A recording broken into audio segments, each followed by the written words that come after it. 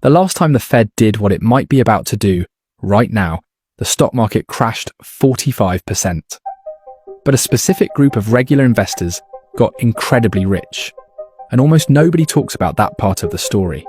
Right now in 2026, we are watching something happen in the economy that has a very clear historical parallel.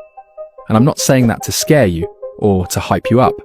I'm saying it because understanding what happened the last time this played out, step by step, decision by decision, could genuinely help you protect your money and maybe even grow it. So in this video, I'm going to walk you through exactly what happened in the 1970s, what the Federal Reserve did, who made money, who lost money, and what that could mean for you today. So make sure to stay until the end, leave a like, and let's get into it. Here's the situation right now. A few weeks ago, almost every major investor on Wall Street was nearly certain that the Federal Reserve was going to cut interest rates in March 2026. Cutting interest rates is generally seen as a good thing for the economy. It makes borrowing cheaper, it helps businesses grow, and it tends to push the stock market up. So people were excited about that. But then two things happened almost at the exact same time, and they completely changed the conversation. First, the United States launched military strikes against Iran, and the moment that happened, oil prices started climbing. Because when there's conflict in the Middle East, markets get nervous about oil supply, and oil prices react fast. Second, a new inflation report came out showing that businesses are actually dealing with more inflation than what anyone had predicted. Not less, more. So now the Federal Reserve is in a very uncomfortable position. They were planning to make borrowing cheaper, but now they have rising oil prices and rising inflation to deal with at the same time.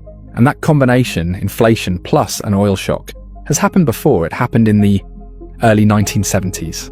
And the way the Federal Reserve responded back then completely reshuffled wealth in this country.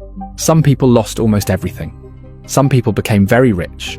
And the difference between those two groups came down to what they were invested in. So let me take you back to the 1970s. Because understanding what happened then is the entire key to understanding what might be happening now. In 1971, President Richard Nixon made a decision that changed the entire financial system of the United States. He took the dollar off something called the gold standard. Before that point, every US dollar was technically backed by gold. The government could only print as much money as it had gold to back it up. But Nixon changed that. He announced that the US would no longer convert dollars into gold at a fixed rate. What that meant in practice is that the government now had the ability to print as much money as it wanted without needing gold reserves to match it. And in the short term, that felt great. The government could spend more, the economy felt stimulated. But over time, when you print a lot of money, you get inflation. Because more dollars chasing the same amount of goods means prices go up. So by the early 1970s, the US already had an inflation problem brewing from all that money creation. Prices were going up, people were feeling it, and the Federal Reserve was trying to figure out what to do. Then came the oil shock. In 1973, the United States backed Israel during the Yom Kippur War. In response, the Arab members of OPEC, the organization of the petroleum exporting countries, cut off oil exports to the United States. It was a political move, but the economic impact was massive. Oil prices quadrupled almost overnight. In 1973, oil was around $3 per barrel. By early 1974, it had jumped to about $12 per barrel. That is a 300% price increase in a matter of months. Now, why does that matter beyond just gas prices? Because oil is in everything.